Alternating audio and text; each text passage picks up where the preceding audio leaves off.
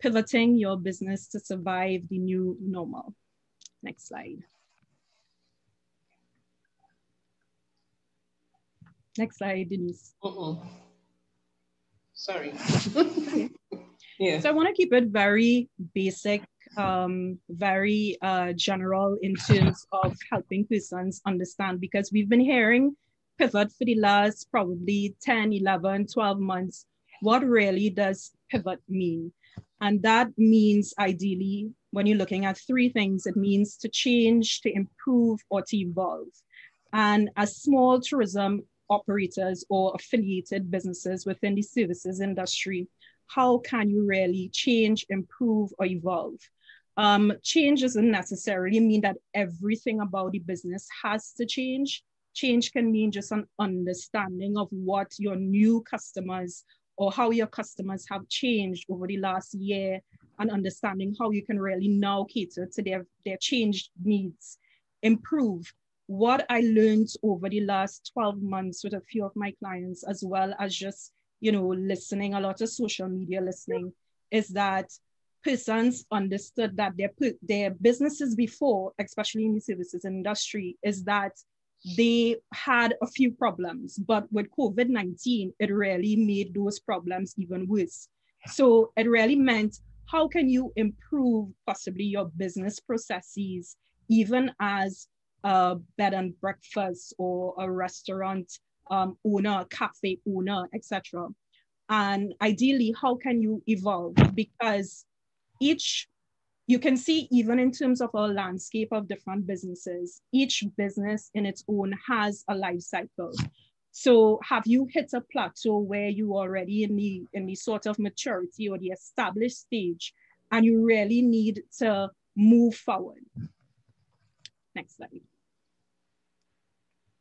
When should you pivot? You should when you think, okay, you're putting in all the work, but you're not seeing any results. You feel as if the business has hit a plateau. And especially over the last 12 months with COVID-19, you're realizing that your customers possibly, yes, borders are closed, but the customers in the past who you would have had coming to you, they're not responding to your services like before. For example, for me, in terms of my businesses and understanding how to pivot, it really meant listening to what a lot of customers were saying. So ideally, I love sales and I love helping entrepreneurs and business owners with sales related problems. But I realized more and more that a lot of service businesses were asking for help in social media and how they can use social media to help them grow their sales over time. So ideally, those three things that I've identified there is when you should be looking to pivot. Next slide. How to pivot. So a lot of persons, you all might have also experienced it. I know intimately from the conversations I would have had. So how really should we go about doing this change or improving or evolving? And what I tend to say is look at what you really want to achieve overall. What's the goal? Don't say you're going to change this aspect of the business or this feature of the accommodation because you just feel it's a need to. There must be some goal. And also that goal is really tied to a revenue model or some sort of targets that you're trying to achieve. And more, I think it's also been a learning lesson for me and a few of my clients, is having an understanding of who is your ideal customer. Now, you may have, let's say, a particular customer in mind who would have come to you over the past years in terms of staying at your different accommodation. It might have been a lot more regional and foreign guests, but the reality is we don't have that right now because of circumstances beyond our control.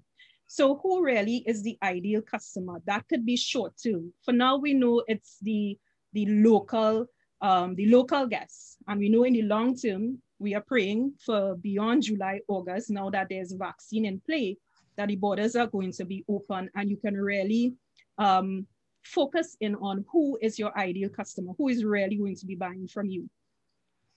And I will say, don't rush to have everything changed about the business. I think we feel very pressured over the last 12 months.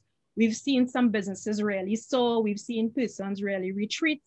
And it's okay. We need to be able to give ourselves grace and say, you know what, not every aspect of the business has to be changed at the same time. It could be very much incremental.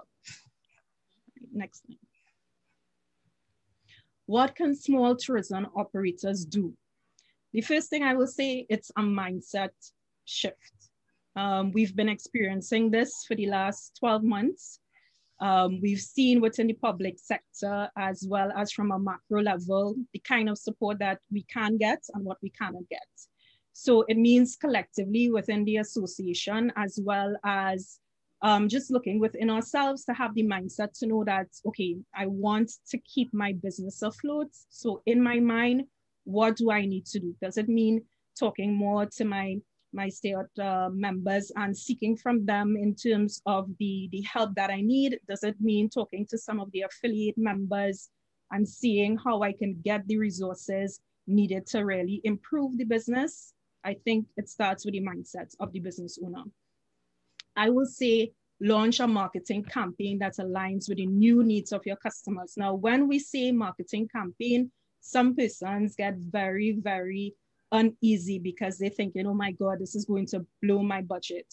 But having your own media in terms of your digital assets, for example, looking at using social media is actually quite affordable, but it's not a matter of saying you're going to just post because you want persons to know that, hey, you're still open. It's beyond that. It's having really a strategy in place, plan, and really being able to execute from there. When I came in on the conversation, you all were speaking about using content to really keep, persons okura with regards to what's happening at your different accommodation places. And yes, that's a good way to start.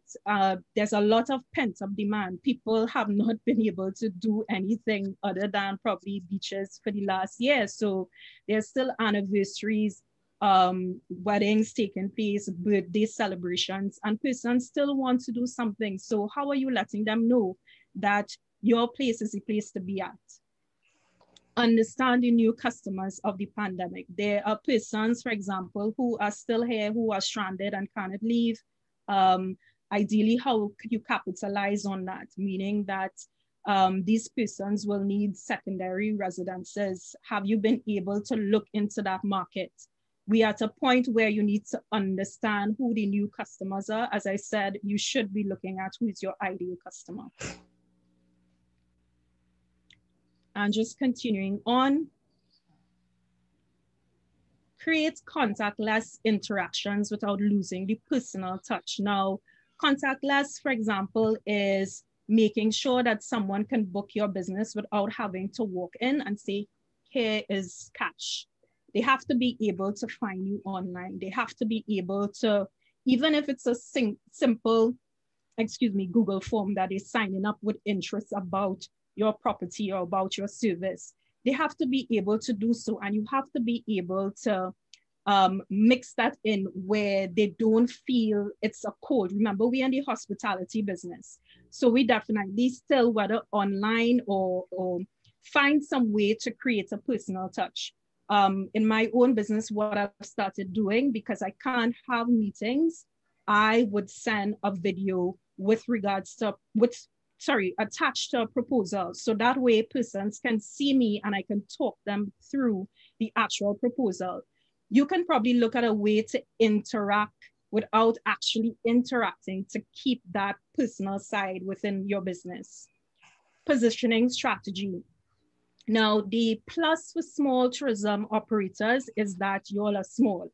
And a lot of persons, I think the last research when you looked at it, a lot of persons who would like to travel again or have these experiences outside of their homes prefer really intimate, smaller spaces because they feel they're less exposed.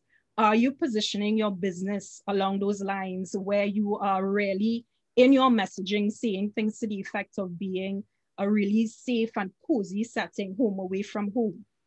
Efficiency. I am extremely big on this because part of my business in terms of what I speak to is really being more efficient. And I speak a lot I speak about a lot the use of a CRM system, which is a customer relationship management system, and how it really helps businesses like yours to really move away from having tons of notebooks or stacks of paper, but really help you to increase the touch points with your customers and really be able to keep connected with them. Know all the information you need about your customer, what they booked last year with you, what they're going to be doing, let's say next year if they're booking already, etc. So please don't see technology as a bad word. Also, I tend to talk about, for example, e-commerce and how it's really a game changer for us within the industry, and how you can use the less techy solutions. The banks are definitely on board a lot more now. Republic Bank, First Citizens, they're rolling out a lot more options that you can utilize to really bridge that gap and having persons do a lot more payments to you online digitally without having that interaction. So those are some things to consider with regards to pivoting. And